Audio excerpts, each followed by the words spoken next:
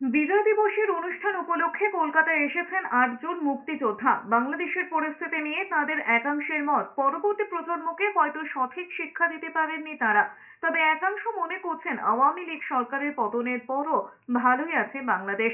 এক মুক্তিযোদ্ধা জানিয়েছেন, হয়তো পরবর্তী প্রজন্মকে শিক্ষা দেওয়ার ক্ষেত্রে কিছু গলদ থেকে গিয়েছিল তাদের, সেজন্যই আজ বাংলাদেশে এমন পরিস্থিতি তৈরি হয়েছে।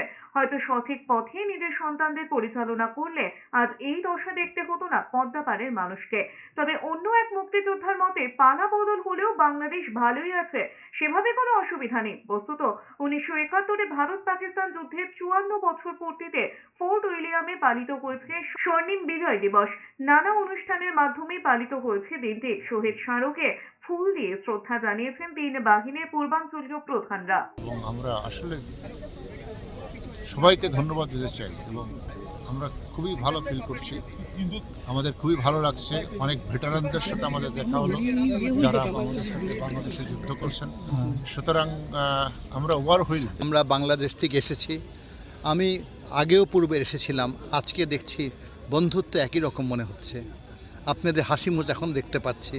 দুই দেশের মধ্যে সম্পর্ক হয় মানুষের ভালোবাসার মধ্যে, হৃদয় দিয়ে, সরকার দিয়ে সব কিছু হয় না। Remain together, our friendship will remain inshallah for long, there is no doubt.